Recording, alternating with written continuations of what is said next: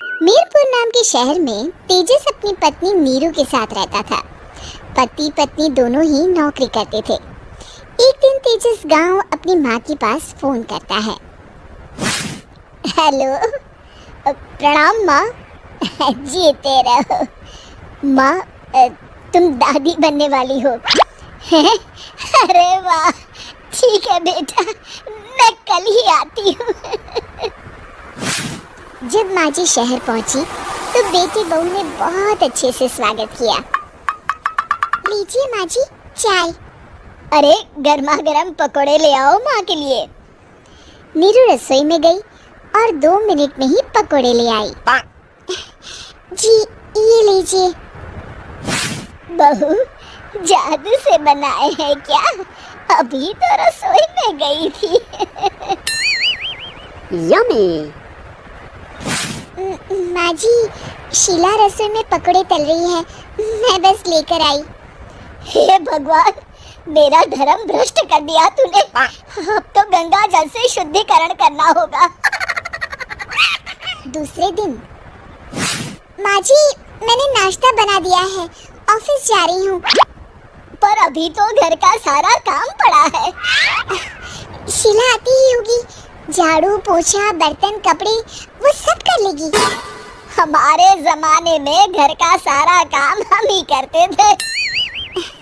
जी माँ जी, आप बहुत होशियार हैं, मैं घर ऑफिस दोनों नहीं संभाल पाती। तो जरूरत क्या है घर से बाहर जाकर चाकरी करने की? वैसे भी घर का काम खुद करने से घर में बरकत आती है, समझी? पर माँ जी, पर वर कुछ नहीं, इस महीने की पगार मिले फिर ऑफिस बंद है। हाँ। रात को नीरू तेजस से कहती है, सुनिए जी, माँ जी बोल रही थी कि मैं नौकरी छोड़ दूं। वैसे ठीक ही तो है, अभी तुम्हें आराम की जरूरत है। फिर भी आराम कहाँ, शीला को छुड़ाने के लिए बोल रही थी। तो अब 24 घंटे में इतना काम तो कर ही सकती हो।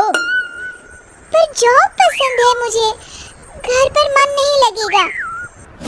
अगले दिन जब दोनों ऑफिस के लिए निकल रहे थे, मेरी तो कोई कीमत ही नहीं है इस घर में। माँ जी, आजकल महंगाई बहुत है, रहन सहन भी बदल गया है। दोनों नौकरी करते हैं तभी ठीक रहता है। अच्छा, तू कहना क्या चाहती है? मेरा बेटा तुझे बिठा के खिला नहीं सकता? तू ही इस घर का खर्च चला रही है, हैं? नहीं माँ जी, मेरा वो मतलब नहीं था। मतलब खूब समझती हूँ, ये बाल धूप में सफेद नहीं किए मैंने। हाँ। अब तो ये रोज का काम हो गया था। तेजस भी रोज की झिकझिक से परेशान हो गया था।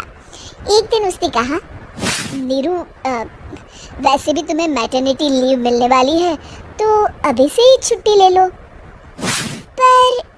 पर क्या, मेरी सैलरी अच्छी खासी है।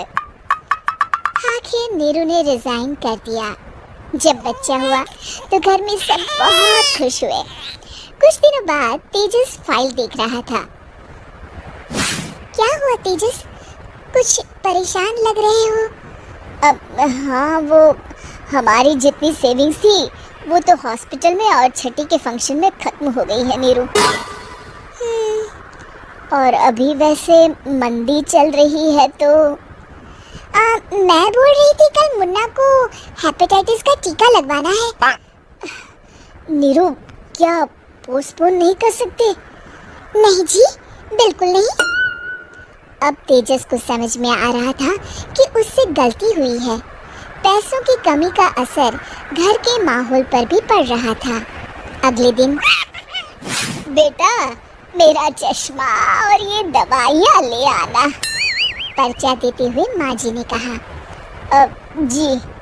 तेजस, मुन्ना के लिए दूध का डिब्बा और डायपर भी ले आना, और ये किराने के सामान की लिस्ट है, इसे भी लाना है।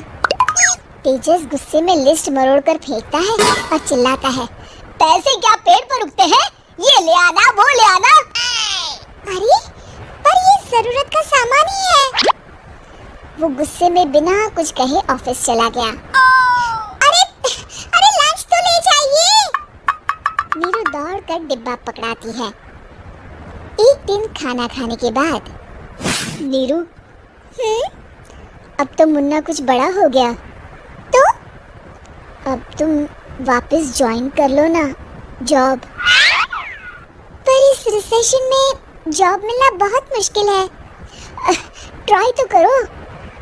फिर मुन्ना, माँ जी है ना, और एक फुल टाइम मेड भी लगा लेंगे। पर माँ जी, उन्हें तो पसंद नहीं। तभी माँ जी वहाँ आ जाती है और प्यार से नीरू के सर पर हाथ फेरते हुए बोलती है, अब मेरी समझ में आ गया बहू, पहले के और अब के समय में अंतर है। तुम काम शुरू करो, मुन्ना की जिम्मेदारी मेरी। मेरी प्यारी माँ जी। ये कहकर नीरू उनके